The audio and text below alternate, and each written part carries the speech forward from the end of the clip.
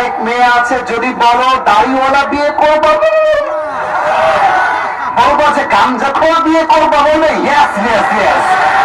তার মানে আজকালকার অনেক মেয়েদের রুচি এই লেভেলে এসেছে, যদি টাকা আর সরকারি চাকরি পায়, বুড়িরা টাকলা ভুড়িওয়ালার সাথে বিয়ে করতে বলতে পারে।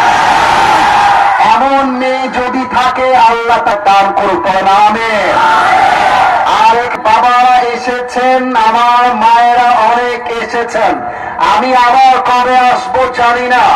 আপনাদের কাছে আবদার রেখে গেলাম, আমার যুবক ভাইটাকে যত দ্রুত সম্ভব বিয়েটা দিয়ে দেয়।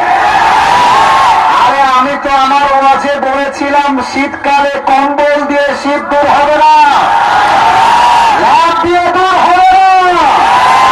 চোখ দিয়ে শীত দূর করতে চোখ দিয়ে ঘুরবে দরকার যুবক। এর সংগ্রাম, বিয়ের সংগ্রাম, এর সংগ্রাম চরিত্র রক্ষার সংগ্রাম, এর সংগ্রাম গার্লফ্রেন্ডকে বাদ দিয়ে বড় ধরার সংগ্রাম। আল্লাহ তুমি যুবকদের মনের আশাকে বউ দিয়ে পূরণ করে রাখো না। আমিন। যে আমিন করে না ওই শালা বউ পাবে না। আরে জোরে সরে কম মিয়া আমিন।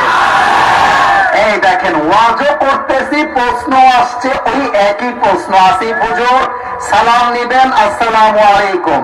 আমার সাথে একজন মেয়ের দীর্ঘদিনের সম্পর্ক আছে, বাপ মা মানছে না, এখন আমার করণীয় কি?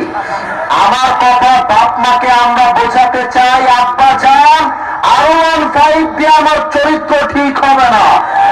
আমাকে যদি সফল করতে চাও 26 সালের শুরুতে আমাকে বিয়ে দিয়ে দাও।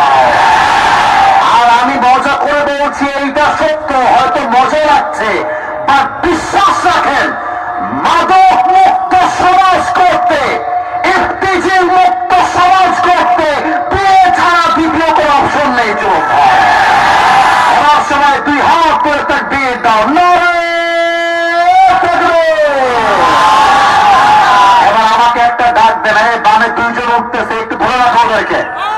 আমাকে তাকান, আমার দিকে বলেন, আসিফ হুজুর আমরা টাঙ্গাইলের সন্তান, আপনাকে ওয়াদা দিলাম দোয়া না করে আমরা কেউ উঠে মাথাটা ঝাঁকিয়ে বলবেন যাব না, আর জোর সে বলো যাব না।